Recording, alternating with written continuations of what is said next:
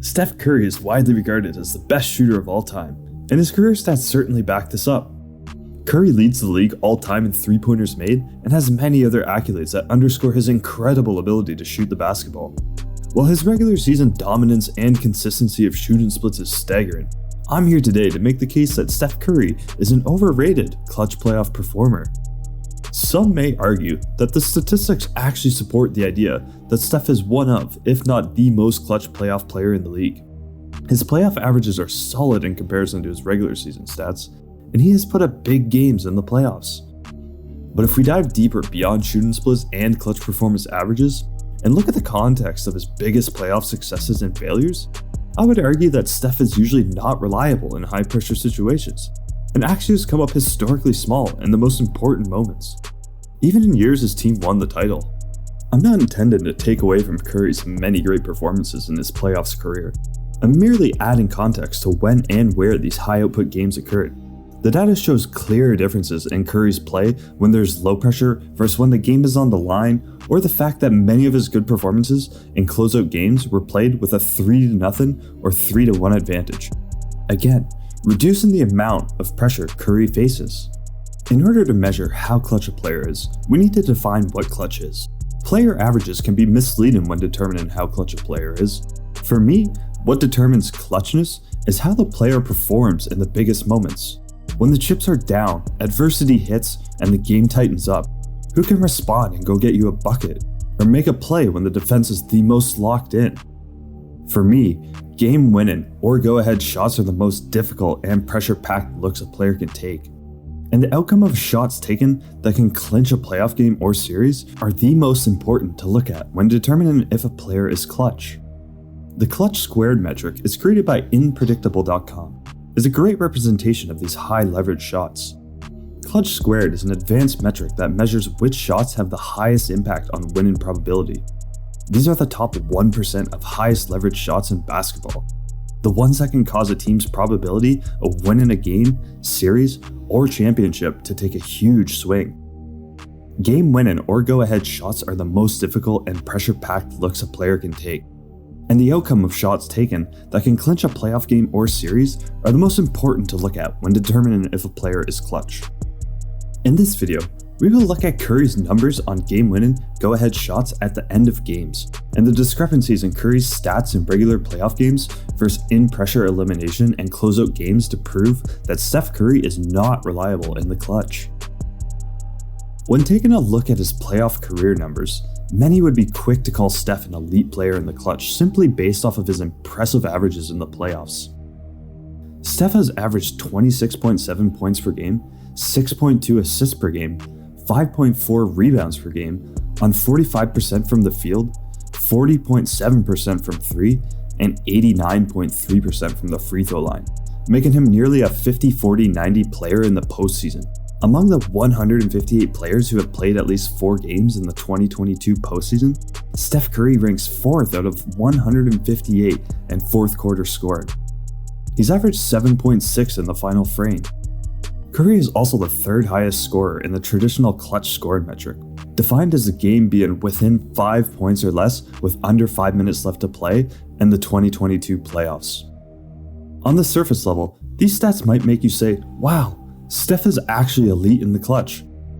But when you look deeper at both, they tell a different story about Steph's game and the biggest moments. Steph averages a whopping 50% field goal percentage and 42% 3-point field goal percentage in the 4th quarter of the 2022 playoffs. But in clutch situations, his field goal percentage dips to 48% and his 3-point percentage plummets to 30%. His clutch playoff scoring average being 3rd highest is mainly a result of him taking a higher volume of shots than everyone but Ja Morant. Let's dig deeper. So far in his career, Steph has come up remarkably small in the playoffs when called upon to make the most clutch shots of all, game-winning or go-ahead shots. Curry has gone 0 for 8 on go-ahead shots with less than 20 seconds left in his NBA playoff career in 132 postseason games. While these are generally some of the lowest percentage shots a player can take, due to the high amount of pressure and defensive intensity, Steph not having a single playoff game winner in his mid-30s will be quite shocking to some. Everyone remembers Curry's lack of clutch DNA being exposed in a huge way in the 2016 finals, when he and the Warriors choked a 3-1 lead to lose to the Cleveland Cavaliers.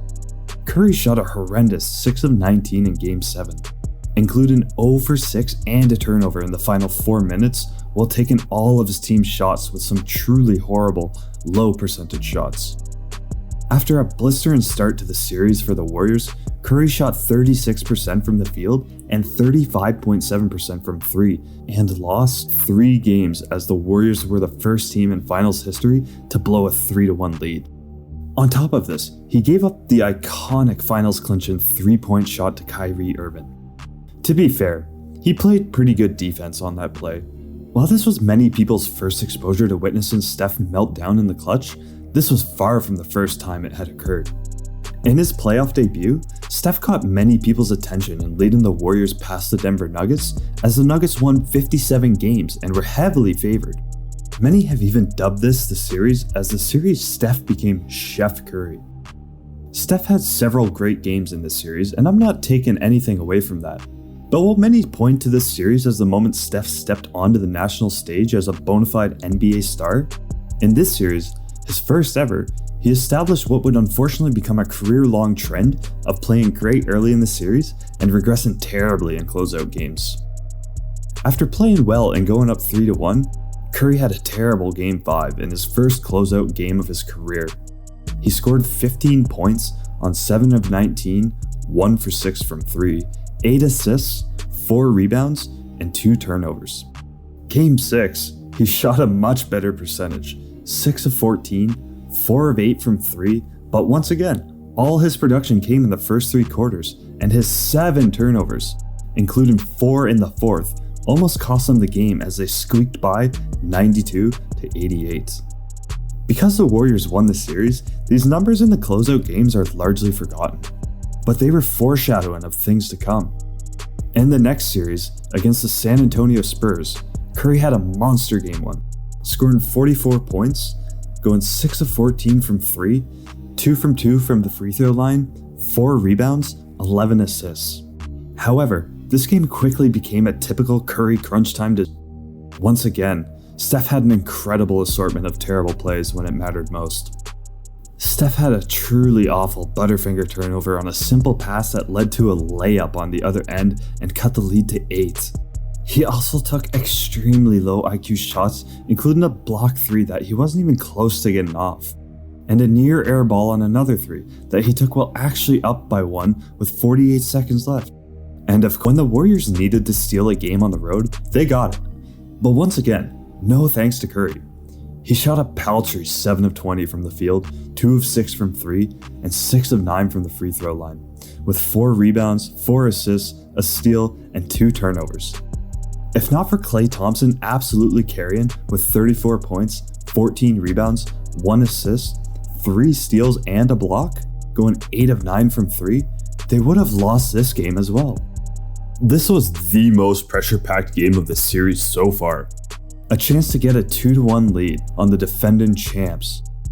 Steph had a chance to rise up and make up for his poor performances in Games 1 and in Game 2. He didn't. He shot 5 of 17 from the field, 3 of 9 from 3 for 16 points. He did have 8 assists and 2 rebounds, but also 3 turnovers. Once again, Steph is only playing well when there is little pressure. In a pivotal swing game, he absolutely folded and allowed the Spurs to regain home court advantage. To be fair, Steph played better in Game 4, which was a game in which there was a significant amount of pressure.